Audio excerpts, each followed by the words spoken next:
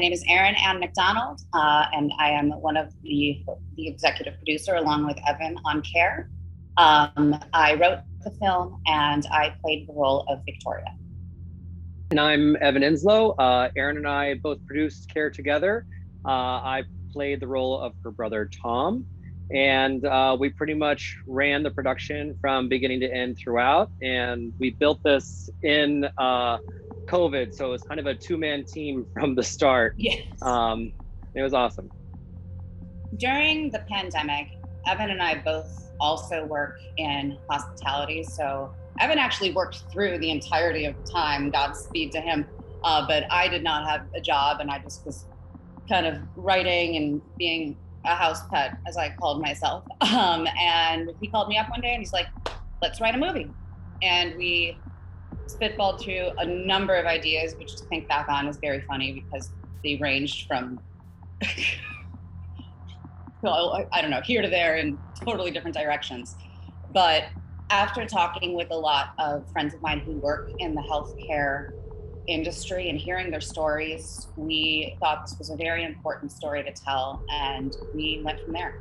Yeah, there was a lot of, undecided futures for everybody at the beginning of COVID, and we kind of, jumped around what different realities could come out of COVID's effect on the world. Who does this affect really the most? And that was especially our frontline workers. And that was a story that we wanted to tell. Erin and I, creating the movie together, we just ran through a series of different relationships that her and I would maybe have. We've known each other for a long time. We've worked in several different arenas together. And so we did have a lot to pull from. Brother and sister was definitely one that we were happy to play with. And Care was born. As she said, she did speak to a lot of her friends in the healthcare industry, and they have really strong stories to tell. So we were really happy to be a part of that. Care initially, I whenever we played with the relationships, I'm always trying to get Evan to play a lawyer. I don't really know why, but it just always came back to, you're my lawyer. So initially this story actually had him being my lawyer instead of my brother, but that changed. But still a lawyer. Yes, you are. Yeah, he's always a lawyer. He's still a lawyer. Yeah. I think the dynamic of a lawyer being that present throughout the film would have been like, well, this is kind of strange. This is very hands-on. He's just also my brother. So what was the production process like for you guys? Obviously there weren't a ton of characters in the film. So what was it like being on set? How many people did you guys have? Obviously you guys were shooting it at the tail end of COVID, I'm assuming. Yeah, production was, it started with her and I, and then as we kind of started asking some questions from some other that had, produced things before, we were trying to get our feelers out there for what it was to make a short film. Erin and I have done a couple of pilots before, but this was our first venture into the film, shorts kind of arena. And really, when we started to write the script, it came together that one of our other producers, Jay Caney, had a home in Blue Ridge, Georgia. And so we started to kind of build the production out from that. We got really lucky and ran into David Zeller, a really resourceful producer, big help for us. Our production manager helped us build a crew in Atlanta while he was in LA and we were in New York. So he really helped kind of orchestrate getting all the people that would be in that space. When we went into the COVID arena with this, we kind of fell in that July window of what is COVID? Is it going to keep going? What is kind of all of these things? It was, the first times that some of the restrictions had kind of been let up. So we still had to, abide by the SAG guidelines. But we felt a little bit more relaxed on set. It didn't feel as intense. The numbers were low at the time, and I'd say we probably had 15. I'd have to really think about it to count it out. But we had a small team in New York, 15 to 20, small team in New York, and then a larger team in Georgia. And it was a great crew. It was really, really good vibes throughout. Speaking to production, this is just a fun story that I hadn't thought about in a while. We had a Hail Mary moment because we'd scouted the location for the water shoots prior, and that was an empty beach. And then we got there the day we were going to shoot that, and it was a full beach, and it was like a Wednesday, and we were like, what is going on? And I'm like, I'm gonna start knocking on doors. I don't care. We have to find a space. And one of our producers, Jake, his parents called some friends of theirs, and we ended up shooting on their property for, I don't know, 3 days. A miracle on the Hudson, because after doing those water shoots, doing that at a public beach would have been really difficult. And the fact that we had the dock to work with and privacy, it was incredible. Paul D. Mooney, our director, he kind of came in and helped us like really build out the production as well, because we had, Erin and I had done our own things. We hadn't really directed anything before. So Paul was able to kind of help come in and orchestrate a lot of like the day-to-day moments that we needed help with, and make sure that we weren't messing things up as we went, because we really kind of just were throwing all of our energy at it that we could possibly think of, and he kind of helped us stay on the straight and narrow. So Absolutely. We're really grateful to Paul. So what inspires you as filmmakers? What makes you guys tick? It's interesting. I'll just speak to what I'm working on right now. I'm writing a feature right this moment, and I had a producer approach me, and she asked me to write a thriller. And it's funny too, and I'll have a question for you, because it's been surprising that we have been falling into the thriller category with Care, and that's something I never expected. So bookmark on that. Mm-hmm. But when she asked me to write a thriller, I'm like, for God's sake, I don't know how to do that. Like, that's not that's not my thing. But I'm like, but let's make it my thing. And what I think one of my favorite things about filmmaking is, when you look at genre and something like thriller, horror, it doesn't work unless it's coming from something that really scares you as a creator. And as I've been working on this new script, I keep thinking about, okay, what are you actually afraid of? Whatever it is, as abstract as it could be. Now put that into this situation. And what I love about filmmaking is isolating those things, because, when you watch movies, when you watch television, and you see people going through the things that you go through, whether how heightened they are, that's what affects people. That's what changes, I don't want to say changes lives, because it sounds dramatic, but that is what I mean by it. Movies do change lives. And that's one of the many things that I love about this work. So for me, I'm a beat fanatic. I'm a really big fan of 30 Rock, Parks and Rec, The Office. These are my comfort shows. And I think what's so amazing about them is they can continue telling a story with really strong characters over and over and over again. And I find that in films now, where we're able to kind of build these series with films with Marvel, Fast and the Furious, where you can create these huge structures that keeps the audiences engaged, that keeps them coming back, because they find ways to keep it fresh. They find new ideas. They make it creative. I mean, the end of Stranger Things in this season right now was incredible. The amount of creativity and the intelligence that went into making that feel so rich and full was amazing. And I want to find those things. I want to find the characters, the stories, the inspiration that will keep people engaged time and time again. The characters, Dwight from The Office, just that thickness of somebody just being someone ingrained into our brains and giving us so much joy and such an experience. I think that's incredible. And, Care, speaking on the kind of the thriller thing, like what is going to happen to Victoria? Like what's going to happen to her? Is the audience going to know where she's going to go? Are they going to know where it's going to land? Do they know the end of the story before we've told it? And I want to always be sure that they don't know the ending, or at least we can twist it, turn it just enough to where they're talking about it after. I want to make people think, and I want to keep people engaged. And, TV, film, all of this medium is such a huge part of our world. On so many different platforms. And I just enjoy anywhere that I can dig my teeth into it and be along for the ride, because it keeps me engaged, and I've loved it forever. SNL, even the classics. I grew up watching I Love Lucy and Bewitched. I wasn't allowed to watch anything until I was 13, really. That wasn't Nick at Night. And I learned a lot about TV and the history of, you know, the entertainment industry. And I just find it incredible to make a story come to life from nothing. You know, in producing, you have nothing in front of you and you just build this monolith out of it. And when it's done, it just feels incredible. I'd want Yeah, nothing more. I'll piggyback on that. Just having, obviously I'm an actor, but having been an actor for such a long time, there's something so rewarding to jump to the other side of the table, if you will, in this field, because you know, you have only so much control as an actor, and there's nothing wrong with that. People do incredible things, but to be able to have the opportunity to, like you said, build something out of nothing, it is just so fun. It really is. It is. It's fun.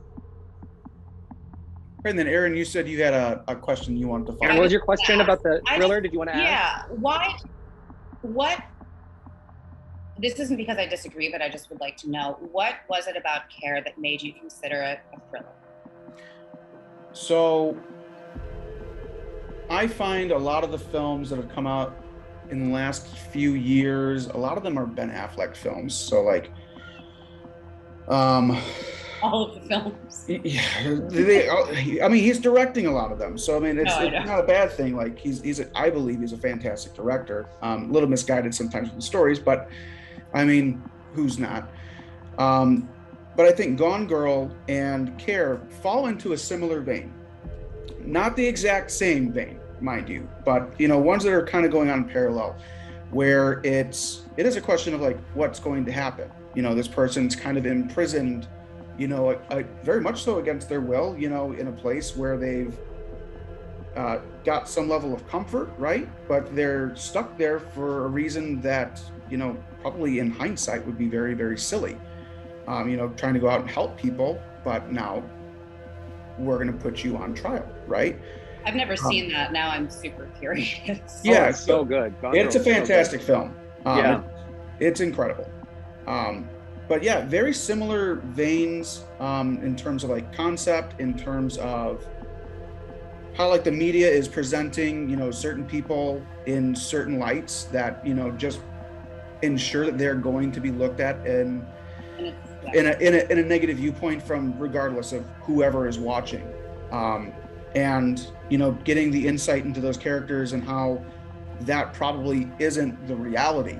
You know, I think it could fall under a very loose term of horror, but I think if you look at it through the lens of a modern thriller, that's more like almost like a Rust Belt style of thriller. You know, one where it's very homey. It's a lot of familiar terrain. You know, geographically, you know, familiar terrain. You know, it's not big cities or anything like that. But definitely, you know, when you see a truck, you know, driving past and you see the rust on that truck, you know, that's Bill's truck.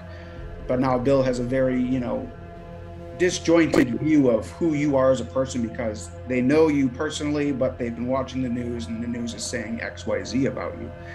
I can appreciate a film that is taking a reality for those characters and then meshing it with a reality of everyone else and their perception of those characters inside of that universe. Yeah. I think it's really unique. I think it's something that is very much so happening now that we have a lot of social media, 24-hour news cycles. It wouldn't have existed, you know, in the 80s. You know, it only can exist because of the society and the way that we consume information now. And I think it's very clever to try and tell both sides of that story, one through a very biased window and another through another very biased window. And it's up to the audience to try and figure out who's telling the truth, or is the truth a medium point that we're never really going to find out. You know, yeah. So that's why for me it falls within a thriller. That makes sense. That's beautiful. I gotta say, you've hit on a couple of things. I just wanted to say it was interesting. After I wrote it, it was done, and then I tried to like divorce my mind to, you know, approach it as a new script, which is impossible, but I still tried. You know, it was like, give it 5 days, pick it up and be like, oh, I got a script. But it was, when I was working on it, it was so much darker than I expected. And it started to feel so much darker than I was ever anticipating. So it's in line with what you're saying. I'm glad my thought process worked out there. It did. It was beautiful, honestly, David. Thank you. That was Beautiful. That was cool to hear that point of view on the film. Much appreciated. So what films have been the greatest influence on you guys as filmmakers? We talked about The Office and Parks and Rec, but what films specifically are helping you guys in terms of your craft, in terms of your style, in terms of the kinds of stories that you like to tell? I love Aaron Sorkin a lot.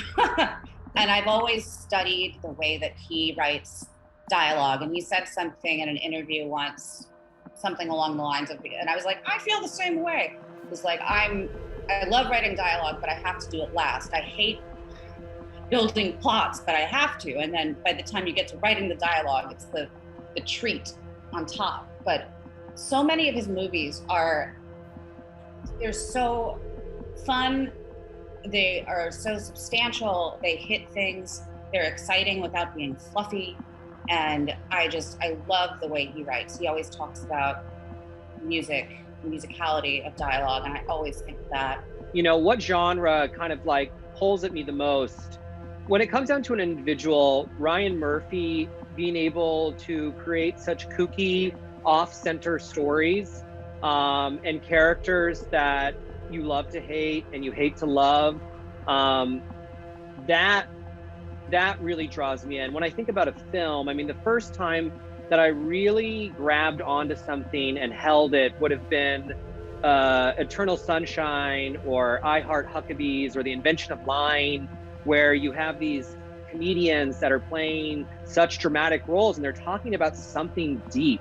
They're making fun of these really simple concepts or these abstract worlds, and you really, really feel for them. When an independent film can make me laugh and then break down in tears at the end, I have the most fulfilling experience. It feels like life. It's joyful and it's heartbreaking. Then of course, anything like Game of Thrones, The Boys, these like huge epic stories. I would love to get my hands on something like that someday. But I wanted to jump in with one film I just thought of that because I didn't see one, but the new Adam Sandler movie that came out called Hustle. I don't know if you've seen it, but it is just fantastic. And when you talk about things that really make you cry, and what Sandler has been doing with his career, in my opinion, is amazing, because he's taking it all and he's putting it into a different direction, but it's all still there. And when he did Uncut Gems, that was a good film. I thought it was like, this is just heavy, but Hustle is an amazing film. Sorry. No, it's fine. I was just gonna say, just when a story has like a juxtaposition, when something's just pushed to the side a little bit and makes you look at a story that we've heard before in a different light. When somebody's, life struggle is a new version of something we're constantly creating. We've been making movies and TV for a long time, and we're still putting out stories that we can relate to. And I just hope that I can have opportunities to create and be unique like that. I think with Erin and I together, because we would work-wife, we really add a lot to like bringing points of views together, and I couldn't do it without her, that's for sure. Couldn't do it without you either, buddy. It's so sweet, guys. That's true, though. All right, so last question for you guys then. What's next on the docket? What are you guys working on? Where can we see you guys going next from here? Well, we are producing a feature film. Evan, you want to take that That's away? all we're going to say about that. That's all we're going to say about that. We are I'm working on really a feature. glad that I just remembered. Yeah, we're working on a feature. Erin and I are Erin's also working on her own script, which is something that we're developing for maybe later in 2023, maybe 2024. I filmed a pilot. Exciting, go ahead. With that script specifically. I'm writing it set in Wisconsin because we don't know where we're shooting it yet, but in my head as I'm writing it, it's my family home, so it's really interesting to like build that around those spaces. And go. No, the only thing I was going to say is I recently did a pilot. Let's see, what is this? July? Did we do it in March? I can't even remember. Was it March, May? It was recent. Okay. I think it was May. Yeah, I did a pilot. A couple other friends of ours had written and gotten it set up to go before COVID, and then COVID, of course, slowed the whole process down. So it was a lot of years in the making, and we were finally to get cameras up. And I'm really excited to see the finished product. It's kind of like a Broad City meets Devil Wears Prada, really fun New York City hustle, and that was a lot of fun. But Erin and I are definitely trying to put a lot of new product for ourselves to work on out there, and I think the next few years is going to have us really pumping them out, because we've got a lot of really interesting scripts in front of us. So I know I'm really excited to keep going. I love working with Evan, and I cannot echo it. Like if Evan weren't around, I'd be dead. But no, we work really well together, and we're really excited for what's to come and what we can make happen in these upcoming years of making movies. Yep. Fantastic. Well, that's the last question I have for you guys. I want to thank you for your time this afternoon. We're really looking forward to screening Care at the Porterfield Film Festival. And we hope to see more from you guys coming up here soon. I'm really looking forward to everything you guys have coming up, and please let us know when you guys have projects coming out, because we would love to be a potential place for us to screen films, especially films from someone who's from Wisconsin, has a lot of family here. Yeah, I'm excited.